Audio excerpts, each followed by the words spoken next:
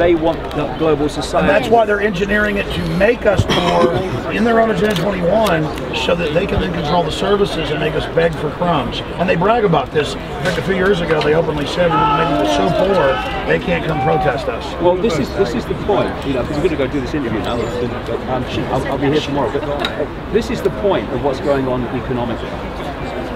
What they've done is crash the economy in 2008 and done it on purpose, and then they started a massive, phenomenal, unprecedented transfer of wealth from the mass of the people to this elite through the banking system.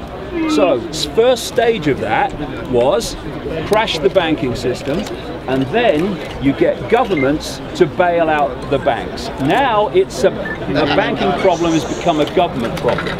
The next stage of that, and this is what Cyprus was all about, was to go into a point where, having taken the banking problem and into a government problem, you then pass it on, this is what's happening now, to the people as an austerity problem. And so this transfer of wealth is going from banks, the banking system, or to the banking system, through government, from the people. People, government, banks. Cyprus was about going to the next stage of that, and not even going through governments to steal from the people, but going direct into their bloody bank accounts. And the point being, the power of precedent is massive.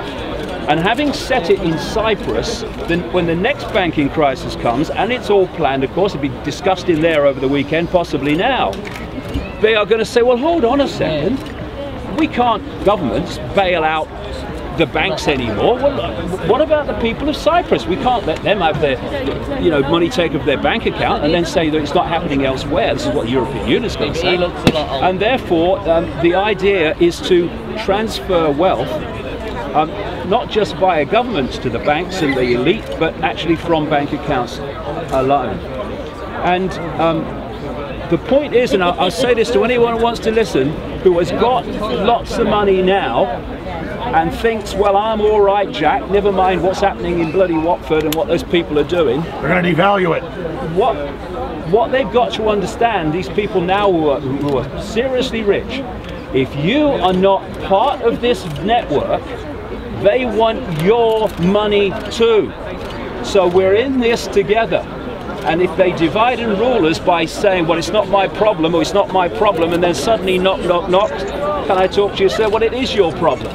But all the people that could have stood by your side have already been picked off while you were looking the other way.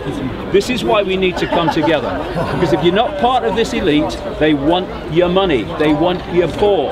And this is a massive, massive moment. I think tomorrow could be one of the days that we look back and say, that's the time. The world woke up. That's the time. Davey, can you confirm what time you'll be here tomorrow? I'll be here late morning and then for the rest of the day. That's right. Go to my radio show right now. Thanks ever so much, guys. I'll